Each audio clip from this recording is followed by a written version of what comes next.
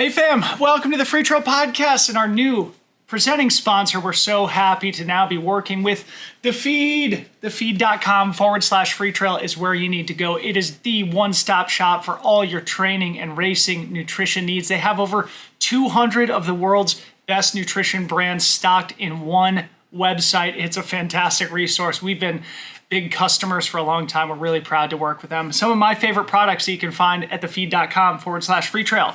Gnarly Nutrition Whey Protein Powder. I like the chocolate flavor. I have some of this after every one of my workouts and long runs. For in-run nutrition, Orange Drank. You'll see my big dumb face on it. Also from Gnarly Nutrition, enhanced sodium concentration here in the world's best fueling drink mix. Finally, HVMN, Ketone IQ. I have 2 of these ketone shots basically every single day, once before I go running and once in the middle of the afternoon when I need a little extra energy. Go to thefeed.com/Freetrail and you're going to get an $80 credit, free money to spend at thefeed.com. It'll be $20 right away and then $20 every 90 days thereafter. You'll also get a sweet Trail Running Will Save the World water bottle. Again, that's thefeed.com/Freetrail. You'll get $80 credit to spend on your favorite nutrition products. And if you are international, they do ship internationally as well. So you can take care or at least take advantage of that great offering from The Feed. Big thanks to The Feed for supporting and thank you for watching the podcast.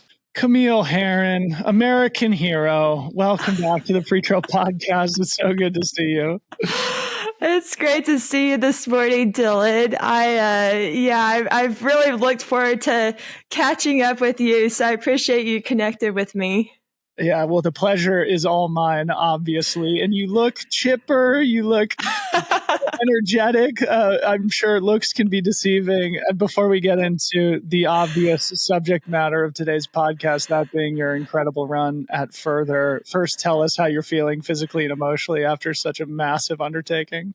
Yeah, I feel like I'm finally coming out of the days of like last week. I can't believe it's already been over a week since the event ended. But I've definitely got more mental clarity and I've been sleeping like 14 hours a day and eating all the food. And now I'm finally getting to enjoy all the gifts that I got. I keep finding like bottles of random things like Fireball and whiskey. I'm just like, oh, okay.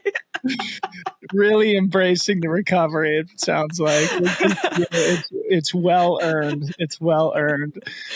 So, thank you. Camille, I first want to start with Lululemon because obviously this was their biggest intentional push into the running market, and you were sort of the focal point of this Further project from them. And I haven't heard you talk about that recruiting process. And I think for a lot of us who have followed closely along with your career in the last several years, when you made the switch, I remember you cryptically suggested, I'm moving to a big brand, and a lot of us were speculating as to what brand it was. So first, before we go into Further itself, tell us a little bit about that recruiting process and what about Lululemon felt like the right partnership for you at this point.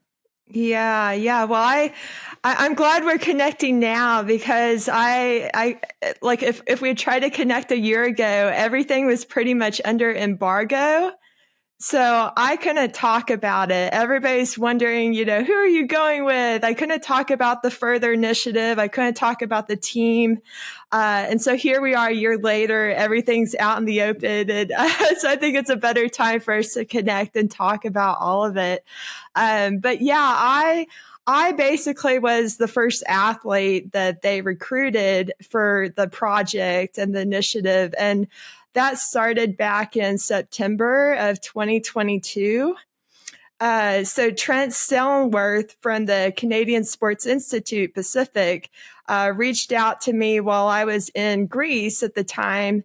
And, I knew who Lululemon was, and I kind of, chatter with Trent on social media. And so when he reached out to me, I was like, I wonder what this is all about.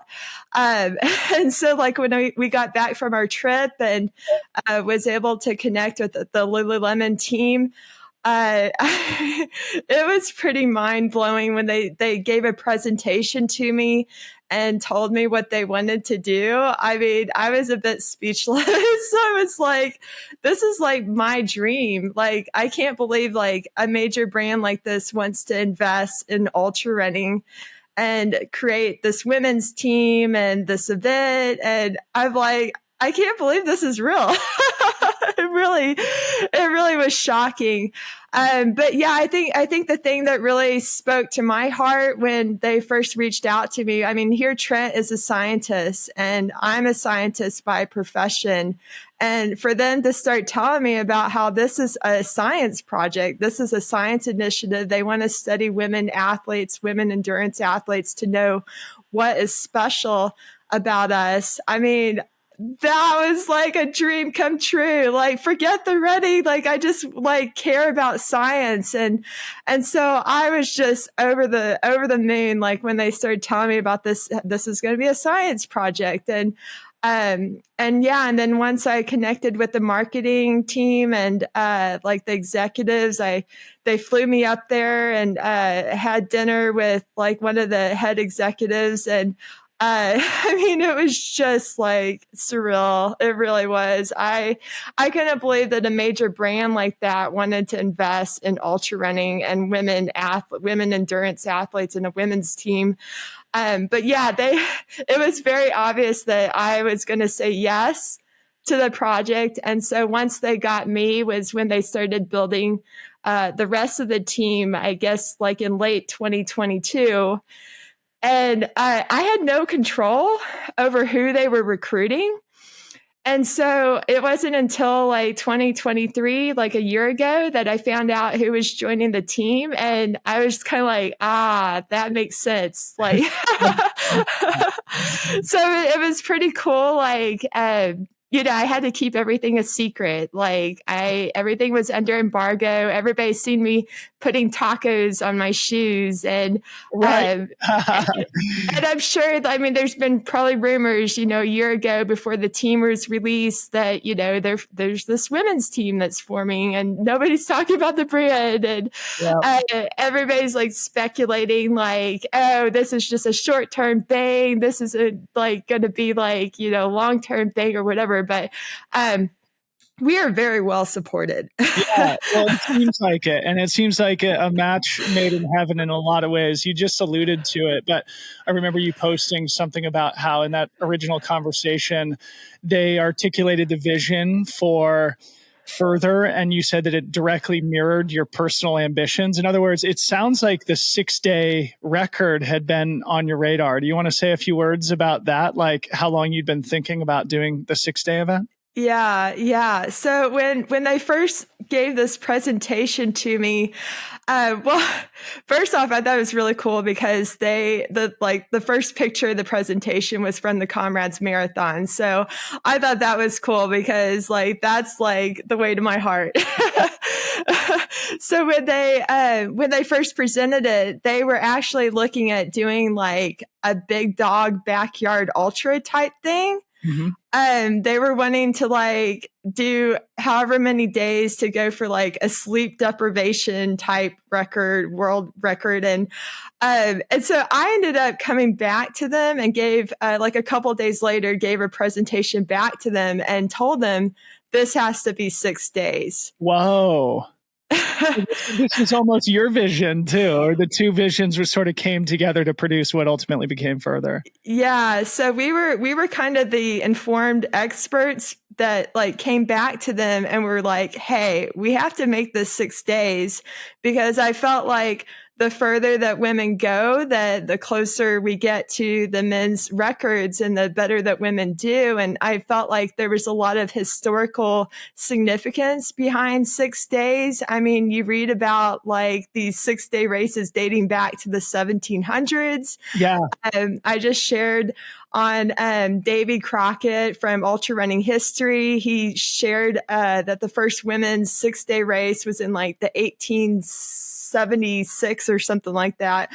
I mean, this used to be a spectator sport. Like people, pedestrianism. It's so cool. Keep going on the history because I think the audience is probably, if they haven't become educated through going down the rabbit hole during further, this is a really interesting subject that I'm sure has motivated you over time. Yeah. I mean, I'm an ultra running history geek. I love reading about this stuff. And so, yeah, when I came back to Lululemon and told them, hey, this has to be 6 days, they were all about it. I mean, just, I think it's almost like a reality show. Like the more days you add, even, all the Barkley marathons and all the big dog backyard. I mean, you're pushing these extreme distances, but it's like a reality show. And so I felt like 6 days was going to be like this huge marketing opportunity, but also just doing something really mind blowing, as a team, and all of us, basically taking off the limits on what we can do and seeing how far we can go and putting up these big numbers. So yeah, I mean, they were all about it once I gave the idea to do a 6-day event. I mean, it just has so much historical context, the opportunity to study us from a research perspective, and then just to do something mind blowing. So I think that was pretty much the impetus that, and then, I mean, just, looking at our whole team, I mean, you look at Myrna.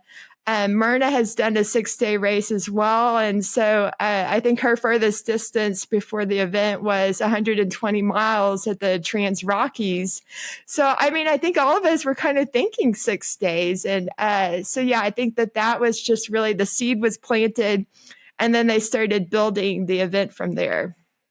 It's so cool. And I read in the Outside article that there was something that came up about how the IAU, the International Association of Ultra Runners, had announced that they were going to no longer recognize or keep historical records for 6-day runs, and that you protested and they in some way capitulated. Can you tell us a little bit about that? Because I'd love to hear. Yeah. I mean, why?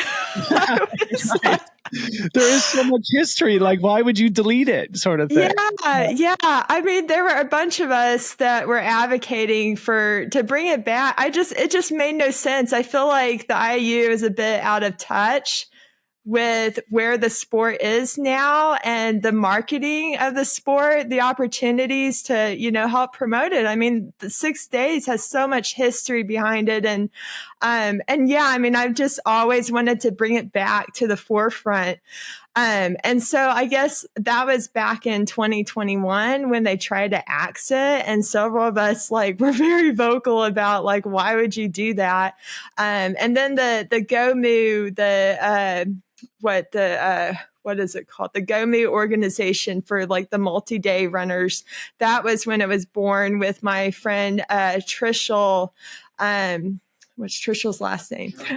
What's that? Trishel Churns? Yeah, Trishel Churns. So Trishel Churns basically was the founder of the GOMU organization. And yeah, I mean, they just, a lot of us were, historians were pushing to bring it back. And so sure enough, they did. Amazing. So yeah, to our listening audience, I'll put a link to it in the show notes, but Davy Crockett, who you just mentioned, has a fantastic Twitter account that you can search just ultra running history. It should pop up. Again, I'll link to it in the show notes, but apparently he did just put up an episode or an article about the history of 6-day racing. I haven't had a chance to read or listen to it yet, but I am at least moderately informed about it, but it's definitely a rabbit hole that our audience should dive down. Going back to something you just mentioned, Camille, you being a scientist, we've talked about that when you've been on the podcast in the past, but with that academic background, explain to us what the research priorities were, in a way that dumb podcasters can understand with this further project.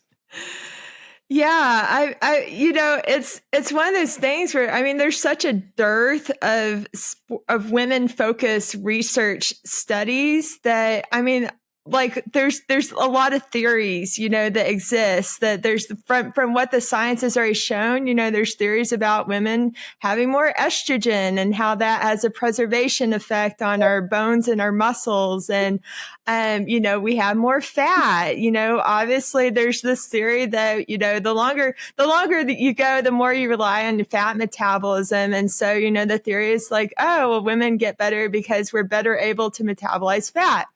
So yeah, I mean, starting a year ago, they started doing all these tests on us, and it's stuff like, lactate threshold testing and oxygen consumption and looking at our metabolism, VO2 max.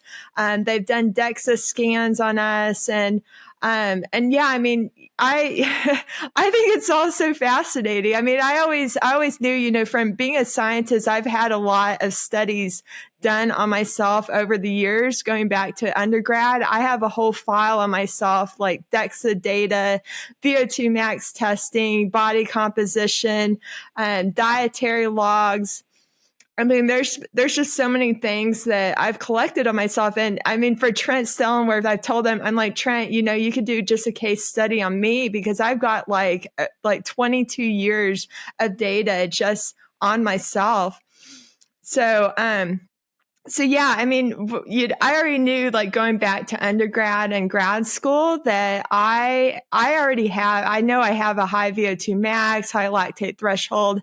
I mean, I can talk about me personally. I can't talk about all the research data will come out here within the next few years about the whole team. But I already know on myself that I know I have a high VO2 max, high lactate threshold. I mean, my numbers over the years align with, elite, national world-class marathoners. But what separates me, what I've learned from the research with Further, is that I have incredible fat metabolism, that I can run at a faster pace with more fat metabolism. And I think that there's an article that came out with Runner's World talking about, from Trent, like most people are tapping into fat metabolism around 55 to 60% of VO2 max pace. Whereas I'm tapping into fat metabolism at a pace of about 70%. So I'm definitely I'm an outlier for sure. And yeah, I mean, that's, the further I go, the better I'm tapping into, I can run at a faster pace with more fat metabolism. And I haven't had my muscle fiber composition tested, but Trent says I'm probably like a turtle. I'm like a turtle. You're all slow twitch. I'm very much slow twitch. So internally I have the engine. I have the VO2 max and the lactate threshold. Ferrari engine and the sort of slow twitch muscle fibers. Yeah. So it all makes sense. It makes sense. I'm able to maintain a faster pace because I'm wired, like an elite marathoner, but I have the muscle fiber composition to sustain it. So everybody, yeah, I always see that, things on Twitter, like say, oh, wait till the elite marathoners go to ultra running. And I'm like, no, well, you got to have the slow twitch muscle fibers to be able to sustain it and to tap into the fat metabolism, because otherwise your body's going to cramp and you're not going to be able to sustain it, because, if you're too much fast twitch, that's a disadvantage. Whereas I'm like a hybrid athlete where I have that ability to sustain a faster pace, but then tap into greater fat metabolism the longer I go. So. Yeah. Wow. So it does all make sense. Just looking back at the history of your career, what you've been able to accomplish, and your physiology was made specifically for what you're doing. What a gift. What a gift. I did see your post about how you have this archive of data going back to 2002. Are there any findings that, or as a scientist, is there any stuff that you're particularly looking forward to as the data becomes consolidated and interpreted and eventually released from the Further project? Is there anything that you're particularly excited to see? Yeah, we had to keep dietary logs during I mean, it was just incredible. Like, running a race like this and having a science experiment going on at the same time. I mean, they were collecting blood every day and urine, and we had continuous blood glucose monitors on, heart rate. We were keeping dietary logs before the race, during the race, after the race. I mean, our crew, I got to give credit to my crew and my husband and I don't even know. I mean, I was consuming who knows how many calories a day. And I mean, it's going to be crazy to look at. Yeah. And then also, sleep, like from talking with Trent, we had different, biometrics between watch and the ring. And they're looking at our sleep patterns, and Trent says that I barely slept for 6 days. And Wow. I went in thinking like I was going to get, sleep at night and sleep during the day, but I really just had to work with my body. And like when I felt tired and when I felt like laying down, but I was kind of sleeping very segmented, between like 30 minutes to 90-minute sleep segments. And so, yeah, I just kind of had to work with my body, but, it was pretty incredible that, Trent says I barely slept. And so I think that that's something that I could work on, for future 6-day races. The other thing to mention is they had a biomechanics team. They had a tent that we had to run through on the other side. And they said I'm like a hovercraft when I run. I'm really low to the ground. I'm very efficient. My running economy is amazing.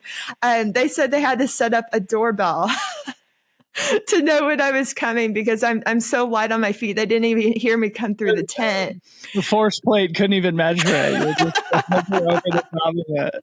Fascinating. I want to come back and talk about like the sleep and the execution and the strategy and all that stuff. But first, I think it would be important to talk about the preparation. And I think one of the most interesting things that I've seen you share recently, I think it was sometime last year, where you shared an opinion or your perspective on super long distance runs in training. And you would think intuitively when you're preparing to break the 6-day world record that you would need to be doing an abundance of super over distance training runs. Obviously, you're no stranger to these timed events, but this is the furthest you'd ever gone. So say a few words about your preparation and specifically focus on this philosophy you have about the super long runs. Yeah. This has been a hot topic the past year plus. People can't believe it that I've actually been de-emphasizing long runs.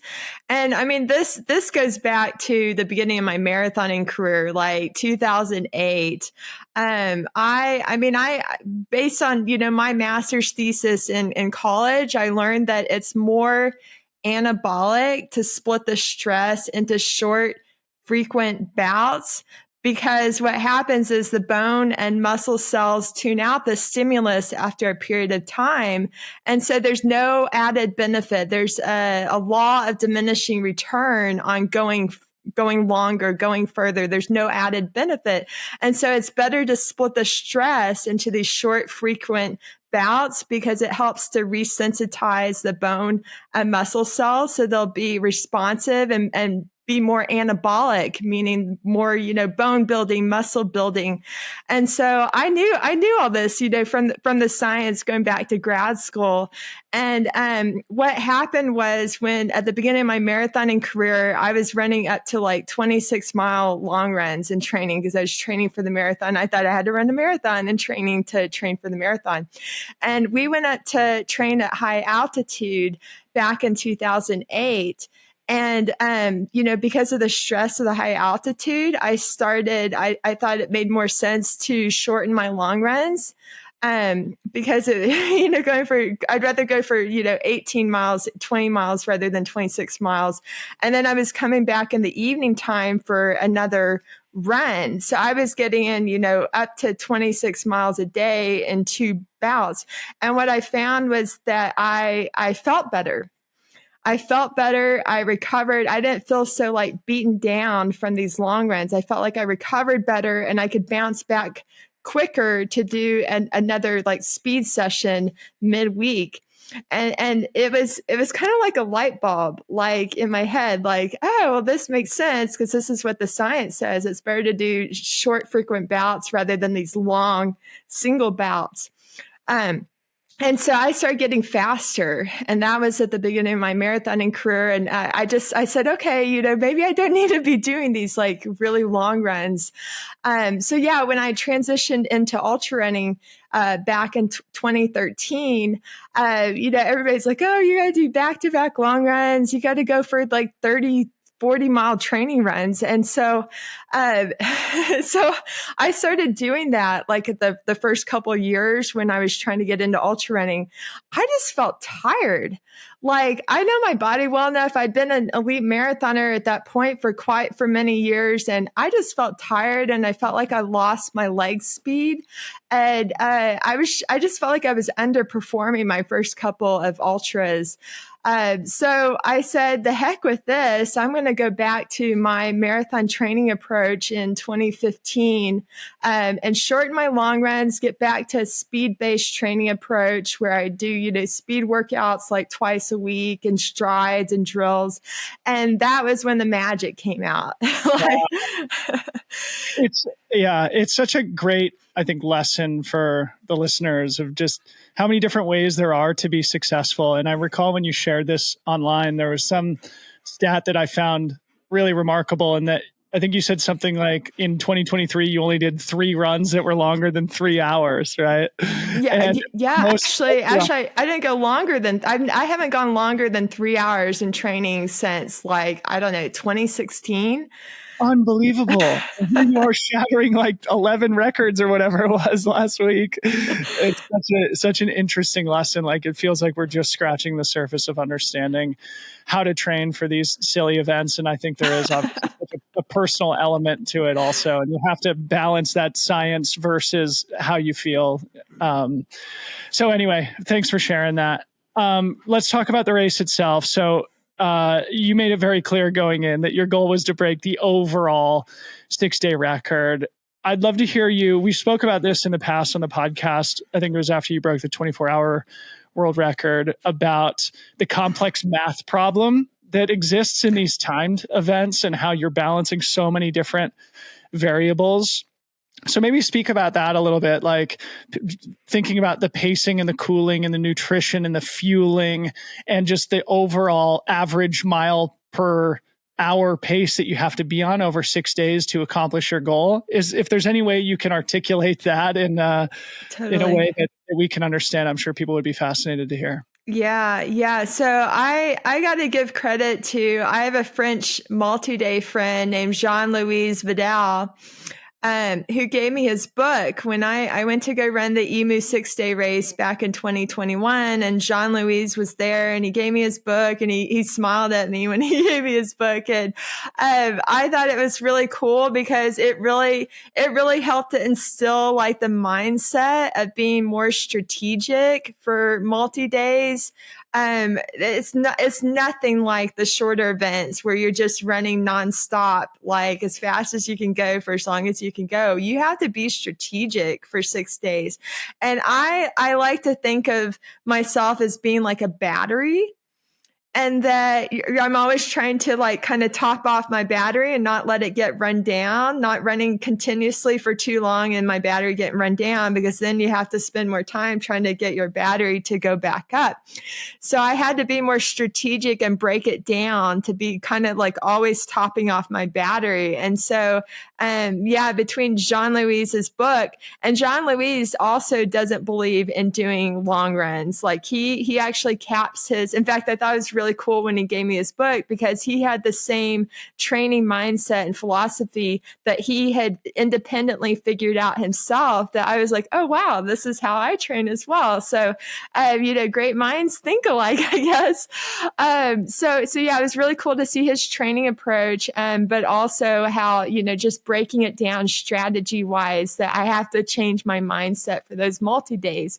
And so I worked with my dietitian, Jackie Dykos, on breaking it down into 4-hour segments. Whereas every 4 hours I was taking like a small meal.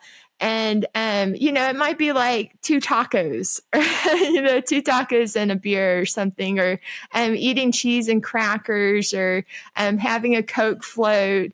It was, so I just kind of broke it down. Every 4 hours, I would stop with my crew. I would run for 4 hours and then stop, have a small meal, get going again.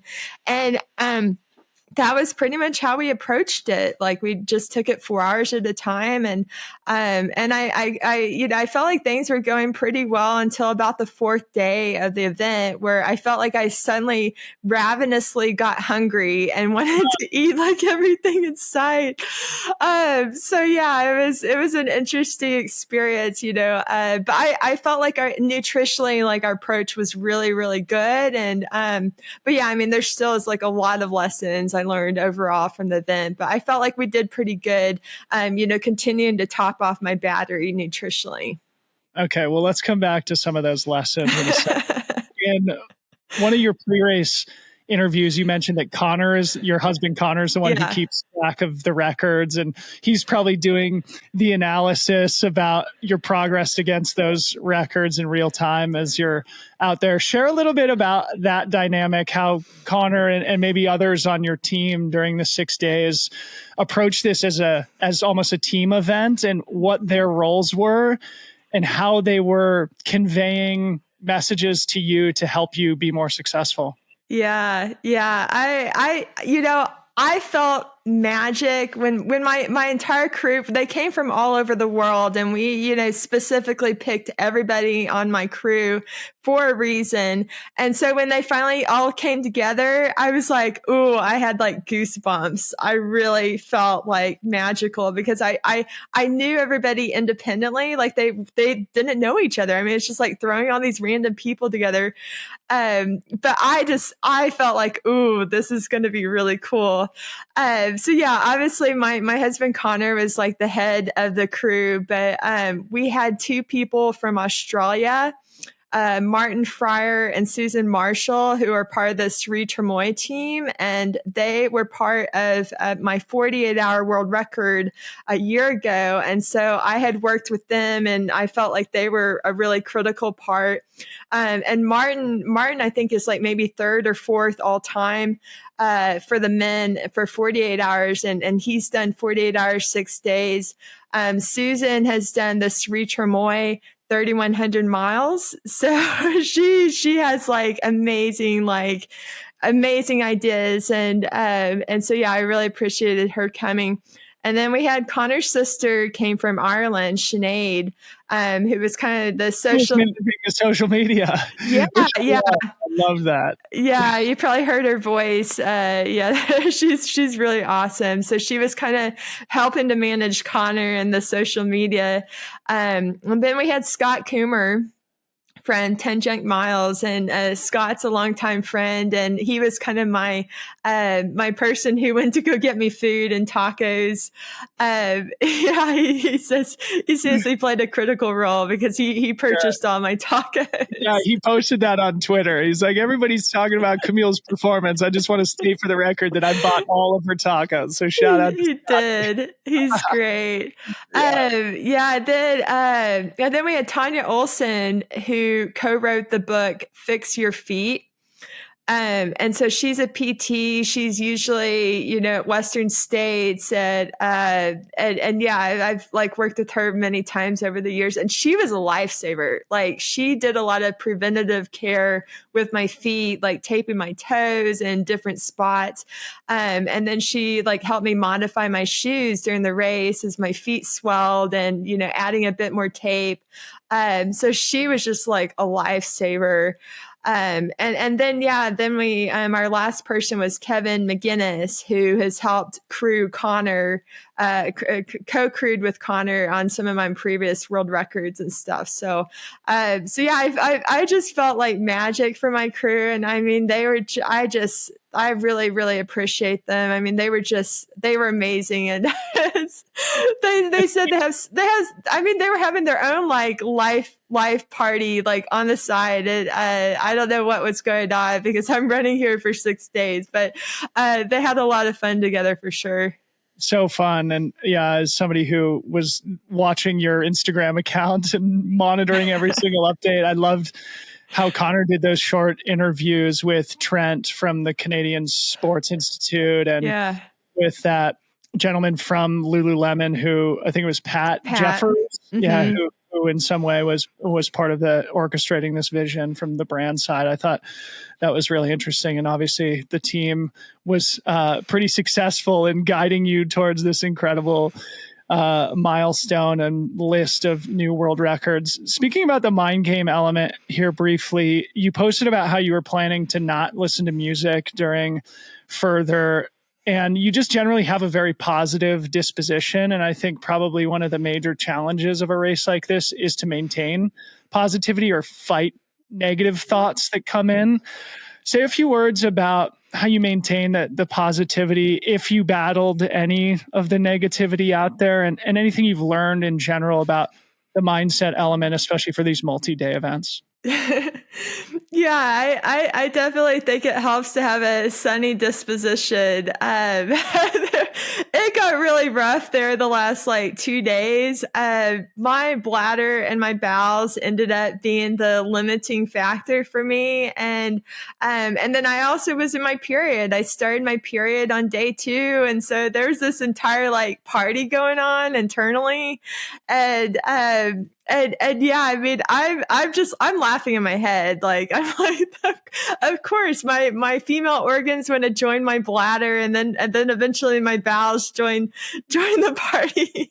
So it was. I mean, I'm literally crying and laughing during the whole race because I'm like, this is ridiculous. But you were able to at least laugh. I mean, most people would quit, right? So, I don't know, to the mindset. If there's things that you do to try and find beauty in those moments of ridiculousness, I'd be curious to hear how you do it. I don't even know. I mean, there's things that happen. I said on my Instagram, there's things that happen out there I can't talk about because it was ridiculous. If you'd have to pay me money or something. I don't know. It's just the stuff that, I mean, you hear stories about people are in such misery and pain that they will literally cut off their limb to survive, to get rid of that. I mean, that's how I felt. I felt like I was just trying to find a way to survive and to get rid of my misery. And, but yeah, I mean, really it helped that I had such a sunny disposition, and just laughing in my head about the ridiculousness of what we were doing. But yeah, I mean, I got to give credit to everybody on the side, and just imagining, the world cheering me on. I mean, there were times that I stopped with my crew, and Connor showed me some little girl that was dressed up like a unicorn cheering me on from somewhere around the world. I mean, there were things like that, people. I think Connor was telling me everybody's cheering you on, but then there were people saying doubting that I was going to get the record because I basically took a break, extended break on day 6, and people were like, oh, they don't think you're going to do it. And in my mind, I'm thinking, of course I'm going to do it.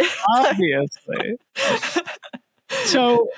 So speaking about that, again, you publicly stated you were going after the men's 6-day world record. And at some point you fell off the pace probably in these last 2 days when things were really tough. Can you talk a little bit about that process of recalibration when we're talking about mindset and stuff? Because I know you did 130 miles the first day.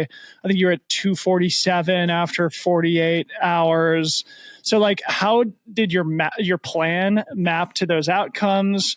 And, what that process of recalibration was when, you ultimately took down 1 million world records, including the women's world record, but fell short of your stated goal.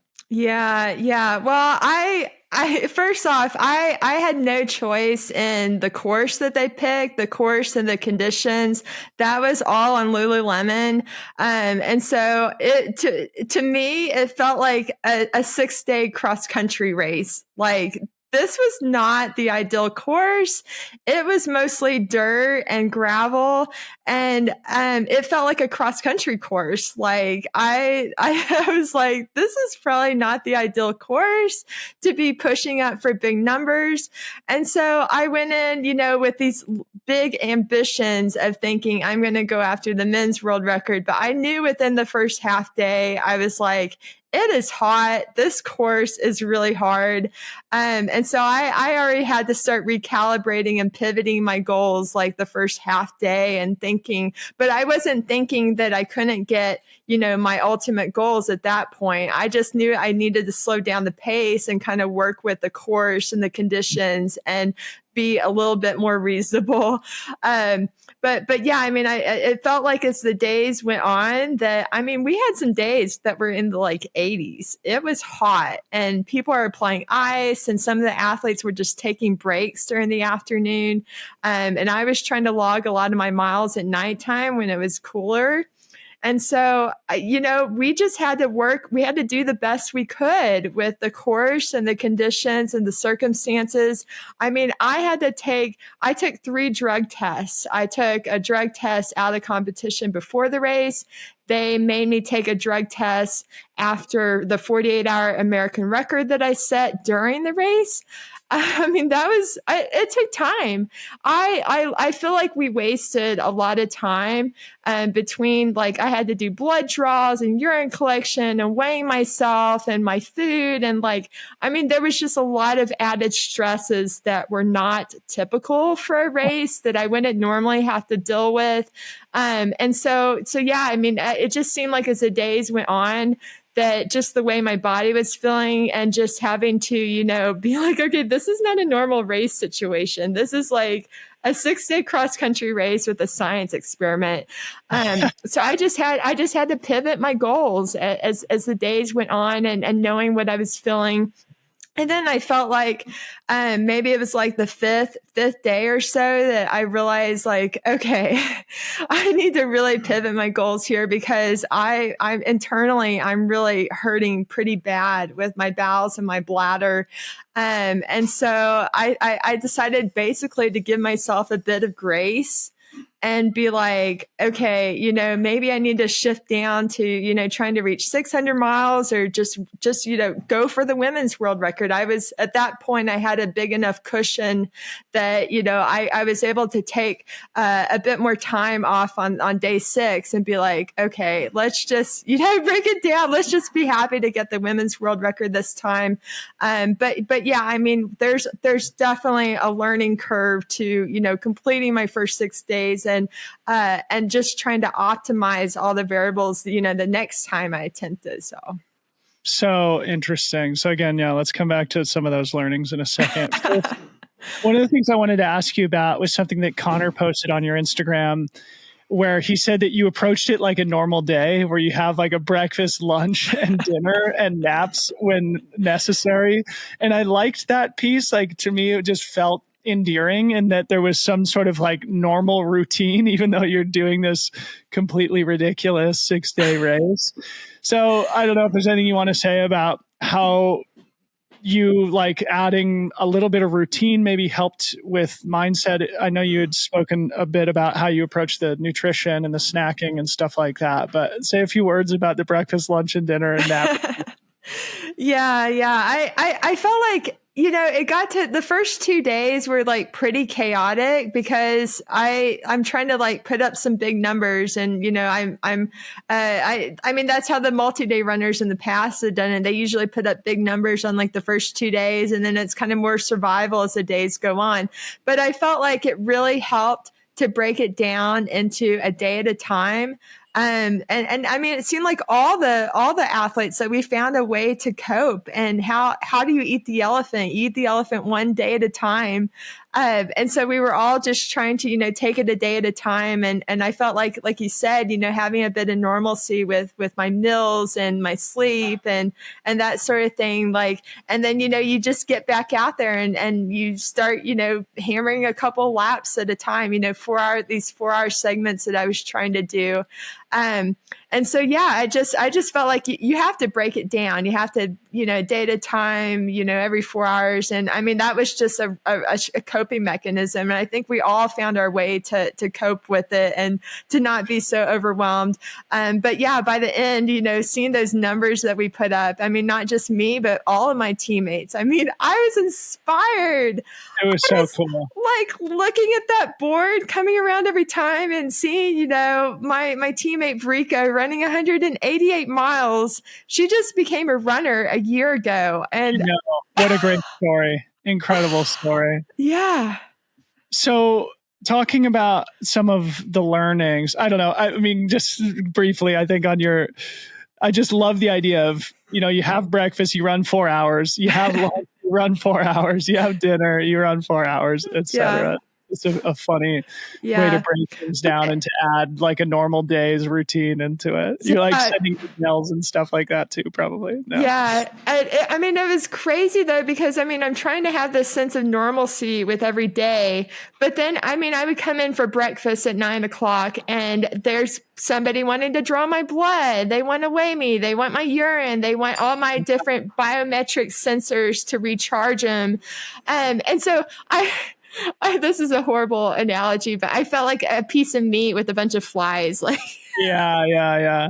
It was. I mean, in my mind, I'm like, this is hilarious. Like, this is just crazy hilarious. But I like after the first couple of days, I kind of got used to like, come in, they do those blood draws. Like, it was just crazy. So, I mean, not your typical race, like not normal things, but I mean, you have to like have a sense of humor about all of it. Yeah. Okay. So now the learnings, I'm sure. I mean, you've already said like, this was the first one. So you're probably already thinking about doing another 6 day to chase definitely even bigger goals. So what are some of the most glaring learnings from the further event for you that you'd like to apply in the future? Yeah, well, I'm sure all the multi-day critics and pundits are like cringing at my starting pace. And yeah, I mean, I went in with big ambitions, and from having been studied with Trent and his group in the lab, we know that my optimal pace is between 100 miles, 24 hours, where I metabolize high fat metabolism. So that's where my body is comfortable at. So for me, it's best for me and my body to start at a faster pace because that's where I'm comfortable at. But I know, from experience and having read my friend Jean-Louise's book, that there comes a point at about 36 hours where your body is kind of broken down and kind of found its rhythm. And so yeah, things are a little chaotic, like that first 36 hours where, I'm going out at a pace that feels comfortable for me, but I kind of have to break my body down to find that groove that I can sustain for the rest of the way. And so yeah, I would say like it was really challenging that first 36 hours and being like, okay, I need to tone down the pace a bit. And yeah, I mean, in my mind, this might sound crazy and people are like, what were you thinking? But in my mind, I thought I could go for the 24-hour world record and then just like cruise control the last 5 days. And I'm like, I will admit, I'm stupid. What was I thinking? Oh, you're a great champion. And sometimes great champions have to remove any barriers or limitations. You did not get the 24-hour world record. I did not. You already own that. But here's a list of what you did accomplish. I just pulled up the post that made about it. So for our listening audience, you got the 300-mile world record, 400-mile, 500-mile, 500K, 600K, 700K, 800K, 900K, the 3-day world record, the 4-day world record, the 5-day world record, and the 6-day world record. And I love how they put it. In 6 days, she broke records like a broken record. So even if you fell a little bit short of the ultimate goal and you plan to continue chasing it, holy smokes, what a feat. Thank you. Yeah, but I got to give credit to Sandra Barwick. I mean, she held that record since 1990. And I mean, what an inspiration. What a hero to the sport. I mean, she was pushing the limits like 30 plus years ago. I mean, she still holds the world record for 1,000 miles, and she ran like a 1,300-mile race in New York City. I mean, I'm inspired. She's my hero. She's the one that made me want to go and try and do all these amazing things. I mean, I want to go after these records that have stood for 25, 30 years. And that is what really inspires and compels me to stick in the sport and, chase these big dreams. And so I really got to give credit to Sandra for setting the bar really high, like 34 years ago. And yeah, we've connected on Facebook, and she's from New Zealand, and I mean, we've been to New Zealand a couple of times, and I would love to go back and visit and meet her. And I'm sure we both have the same spirit and soul, and it just takes a special human to be able to go these extreme distances. So I'm really excited to meet her someday, and I really appreciate the history that she created 30 plus years ago. So cool. You do stand on the shoulder of giants. And yes, 34 years that 6-day record had stood before the great Camille Herron becomes the new steward of that world record.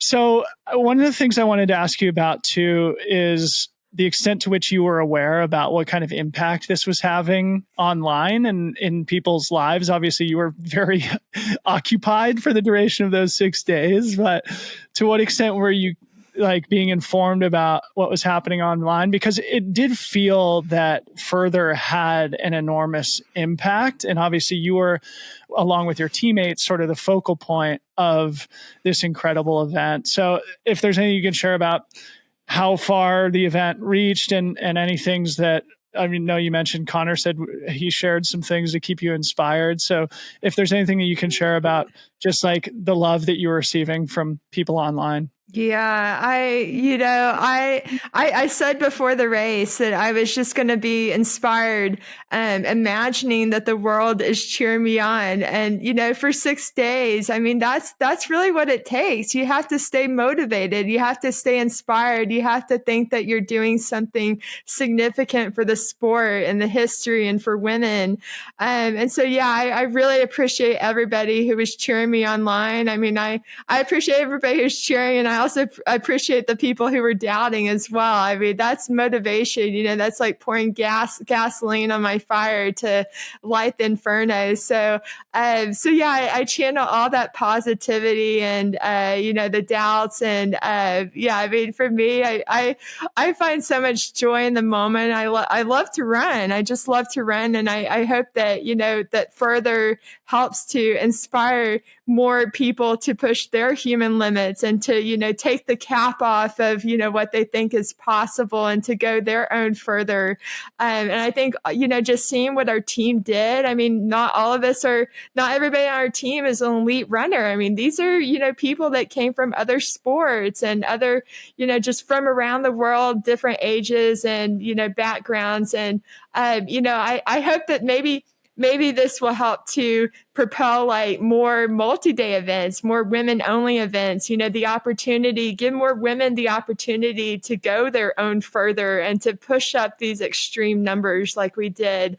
Who knows what's to come, but it's exciting. And I'm really grateful to Lululemon that they gave us this opportunity to, make such an impact on the world and for many, many people now and, future generations to dream of going their own further.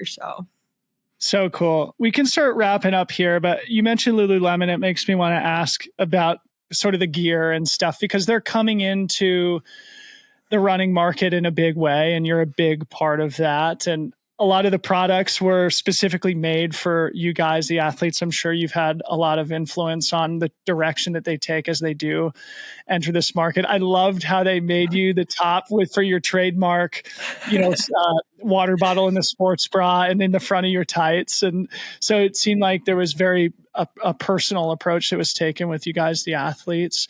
And obviously this was also coinciding with the launch of their new footwear. So say a few words about the product, the brand, and in what way you guys have been involved in this development as Lululemon takes on the new market. Yeah. I think the first thing that was like a huge impact to me when I started working with the brand was when I met with the shoe people who are based up in Portland. And the first time they got me in their shoes, I was like, whoa, this like fits. And it dawned on me they measured my feet and I found out I had been in the wrong shoe size and the wrong width all this time. And I've had toenail issues and blistering and like all kinds of foot issues over time. And so they make women's specific fit shoes. And I could tell the difference the first time I put on their shoes. And so when I finally got into the right shoe size, I actually had to go down a half size and go wider. And so I did that for my 48-hour world record a year ago. And what a difference. What a difference. I just could not believe it. And just the past year, finally getting into the right shoe size and width has made such a difference in how my body feels that I'm not feeling as many body aches and pains. And it just goes to show like how much growth and opportunity there is to make women's specific shoes and apparel that fit us, that make us feel good. Yeah. And so yeah, and I mean, a lot, probably from what I've heard from a lot of, shoe people is that probably most women are in the wrong shoe size and width. And we've been in men's shoes based on a men's last, that don't fit our feet. And, women don't always have the opportunity for wide shoes as well. I mean, with all these miles that I put in over the years, my feet have definitely gotten wider. And so yeah, just learning this from the shoe people and then also working with the clothing people and product innovation.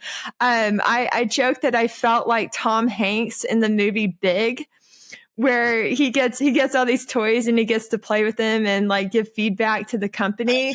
I mean, we've been working on things for over a year now. And, I brought to them my ideas that I wanted to have, a sports bra with a pocket on the front. I wanted to have shorts with pockets all the way around and pockets on the side. I mean, being an ultra trail runner, we love pockets. We want to have pockets. We want to be able to incorporate our flask and our nutrition as part of our gear and not have to put on extra gear on top of that. So, I mean, it was like a dream come true when they finally started like showing us what they were creating. I was like, I'm literally jumping up and down. Like, I was so excited when they finally did it. And yeah, I mean, I'm so grateful to them that they're listening to us and that they're wanting to create stuff that's designed for ultra trail.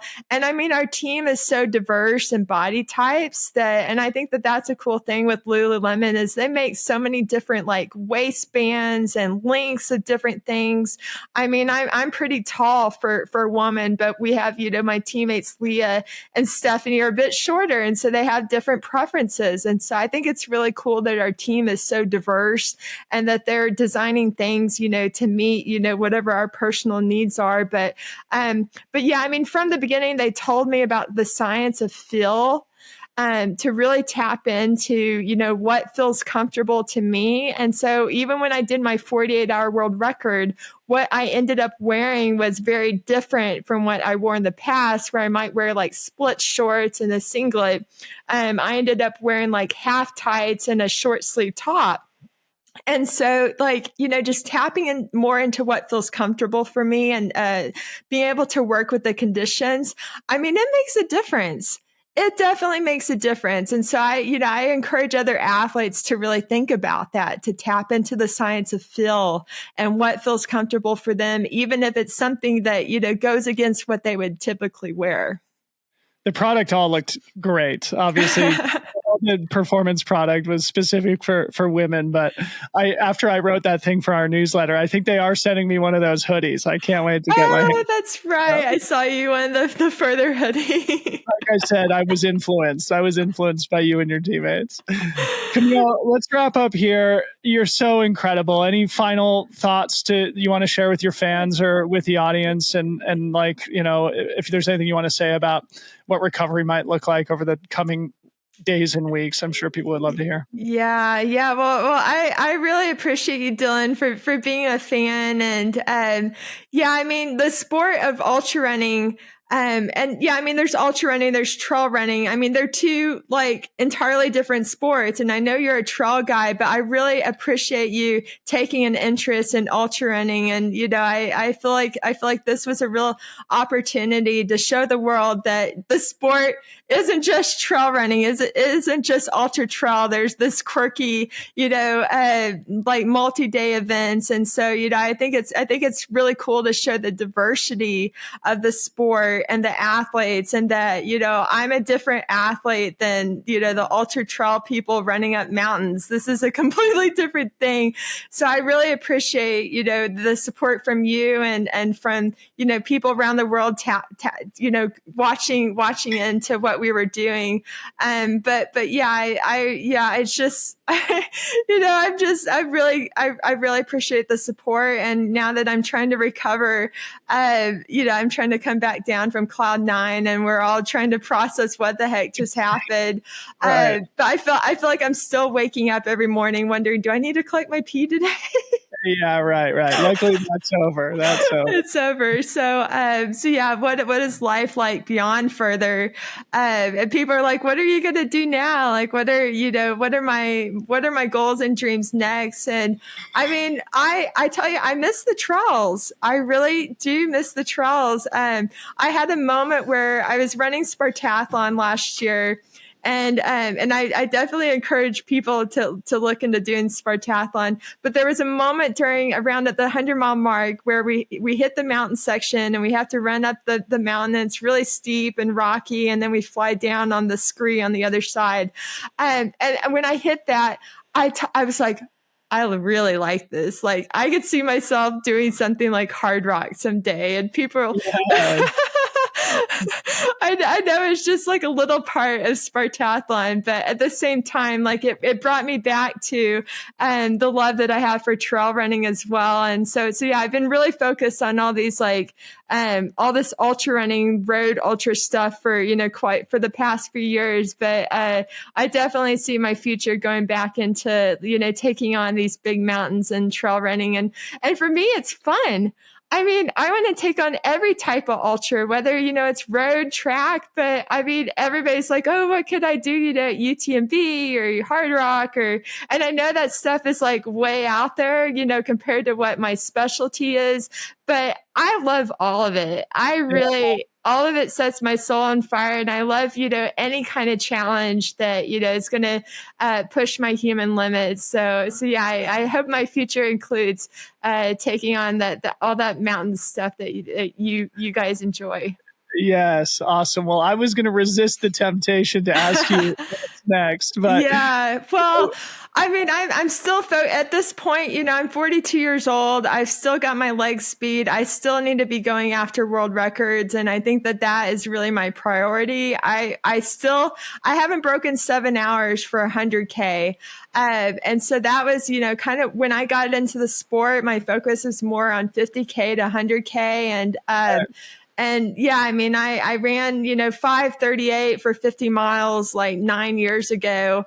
And I'm just as fast, as strong as I've ever been. And I'm in my 40s now. And, I hope that's inspiring to other athletes, that you just got to keep going with it. You got to keep pushing. And yeah, I really want to go back to 50-mile, 100K distance and try to break that 7-hour mark.